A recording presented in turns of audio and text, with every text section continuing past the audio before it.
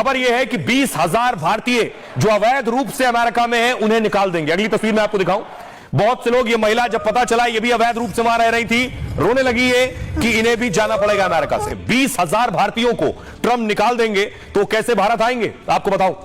राष्ट्रपति बनते ही ट्रंप कई कड़े फैसले लेने लगे। ट्रंप के कुछ फैसले भारत को भी महंगे पड़ रहे हैं। ट्रंप ने कहा कि लाखों प्रवासियों को उनके देश वापस भेजेंगे। इस ऐलान का असर 20,000 भारतीयों पर पड़ सकता है। अमेरिका में इन 20,000 लोगों को वापस भारत भेजा जाएगा क्योंकि अमेरिका मानता है कि उनके पास वैध कागज नहीं है, अवैध रूप से पहुंचे ये लोग। अमेरिका में करीब 1.5 करोड़ आबादी अवैध प्रवासियों की है। एक रिपोर्ट के मुताबिक इनमें 7 लाख अवैध भारतीय हैं। अमेरिकी एजेंसी की रिपोर्ट है। इनमें से बहुत से अवैध प्रवासियों के पास दस्तावेज नहीं है। कुछ अवैध प्रवासियों को अमेरिका अपने लिए खतरा मानता है। ट्रंप ने बिना कागज वाले अवैध प्रवासियों का रिकॉर्ड तैयार करने को कहा। अमेरिका में ऐसे 15 लाख अवैध प्रवासियों की सूची बनी। 20,000 भारतीयों का नाम भी इस लिस्ट में है, यानी ट्रंप 20,000 भारतीयों को निकालने की तैयारी में है। लेकिन मोदी सरकार नहीं चाहती कि निर्वासन को लेकर कोई विवाद दोनों देशों के बीच में हो, इसलिए वो इस मामले में ट्रंप प्रशासन की मदद कर रहे हैं।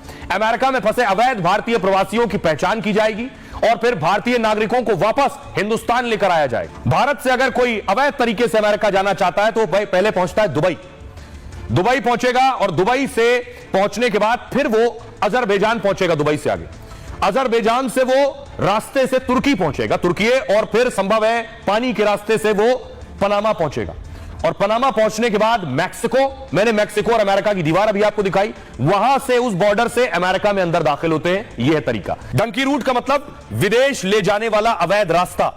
पंजाब में डंकी रूट एक दशक से बड़ा रहस्य बना हुआ। डंकी रूट शब्द पंजाबी शब्द डुंकी से आया है। इसका मतलब एक जगह से दूसरी जगह कूदना होता है और डंकी रूट में मोटी लागत के साथ जान का खतरा भी बहुत ज्यादा होता है। भारत से अमेरिका तक पहुंचने में कई महीने लग जाते हैं। मानव तस्कर इस रूट में संचालन की भूमिका में होते हैं। इसमें 50 लाख से करीब 85 लाख तक का खर्च आता है। जैसे डंकी रूट से जाने वाले पहले दुबई जैसे देश जाते हैं, उसके बाद दूसरे देश में जाकर फिर वहां लापता हो जाते हैं, यानी भारत से निकलने के बाद उनकी कोई जानकारी किसी के पास नहीं होती है। यहीं से आगे डंकी रूट की यात्रा शुरू होती है।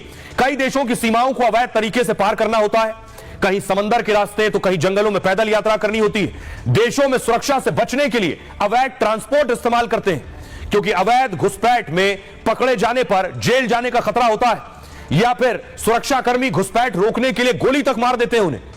इन्हीं सुरक्षाकर्मियों से बचने के लिए छिपकर सीमा से निकलना होता है। ऐसे हालात में बहुत से लोग कार की डिग्गी में छिपकर भी यात्रा करते हैं। रूट में यात्रा के साधन उपलब्ध कराना मानव तस्कर की जिम्मेदारी होती है और 1.5 साल पहले ऐसे ही एक रास्ते में भारतीय जोड़े की मौत हो गई थी। भारतीय जोड़ा अपनी बच्ची के साथ कार की डिग्गी में सफर कर रहा था, तभी बर्फबारी में गाड़ी फंसने से परिवार की डिग्गी में ही मौत हो गई।